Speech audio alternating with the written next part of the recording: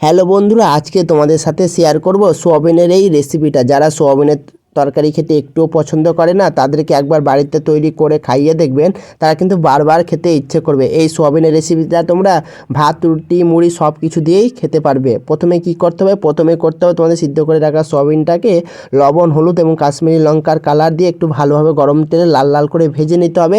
যখনই এটা লাল লাল করে ভাজা হয়ে যাবে, তারপরে কিন্তু আলুটাকেও কিন্তু আমাদের লাল লাল করে ভেজে নিতে হবে। আলুটা ভাজার জন্য প্রথমে কিন্তু আমি এখানে একটু হলুদ গুঁড়ো অ্যাড করে দিবে তোমরা, পরিমাণ মতো হলুদ দেবে, যাতে আমাদের আলুটা যাতে তাড়াতাড়ি লাল লাল করে ভাজা হয়।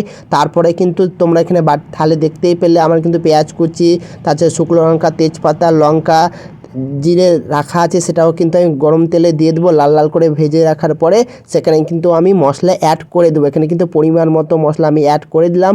মশলা অ্যাড করার কিছুক্ষণ পরে সেখানে কিন্তু আমি হলুদ গুঁড়ো অ্যাড করব। তারপরে কিন্তু আমি লবণটা পরিমাণ মতো অ্যাড করে দেবো। তারপরে কিন্তু এখানে কাশ্মীরি লঙ্কা কালার অ্যাড করব। সেটা কিন্তু কাশ্মীরি লঙ্কা গুঁড়ো না, কালার, সেটা কিন্তু কালার অ্যাড করলাম, যাতে আমাদের সবজির কালারটা একটু ভালো হয়, দেখতে লাল লাল হয়। তারপরে কিন্তু তোমরা দেখতে পেলে পরিমাণ মতো লবণ, হলুদ সব কিছু অ্যাড করে দিলাম। তারপরে কিন্তু এখানে কিন্তু আমি কিন্তু এখানে কিন্তু কেটে রাখা টমেটো কিন্তু অ্যাড করে দেবো এবং মশলাটাকে আমি ভালোভাবে লাল লাল করে কষিয়ে নেব, যাতে সবজির কালারটা যাতে দ্বিগুণ হয়, খেতে যাতে টেস্টটা যাতে ভালো হয়। তোমরা কারা কারা এইভাবে রান্না করো অবশ্যই কিন্তু আমার কমেন্ট সেকশনে কমেন্ট করে জানাবে।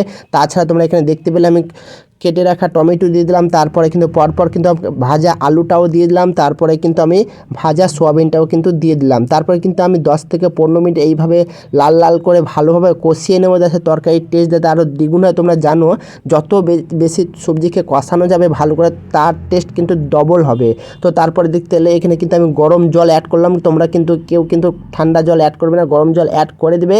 গরম জল অ্যাড করার 5 থেকে 6 মিনিট পরে কিন্তু আমি এখানে মিট মশলা দিয়ে নামিয়ে নেব। তোমাদের এটাই ছিল আজকের ভিডিওটা কেমন লাগলো অবশ্যই কিন্তু কমেন্ট সেকশনে কমেন্ট করে জানাবে। আর ভিডিওটাতে অবশ্যই একটা লাইক করে দেবে। আর চ্যানেল নতুন এসে থাকলে অবশ্যই কিন্তু সাবস্ক্রাইব না করে যেমন সাবস্ক্রাইব করে দেবে।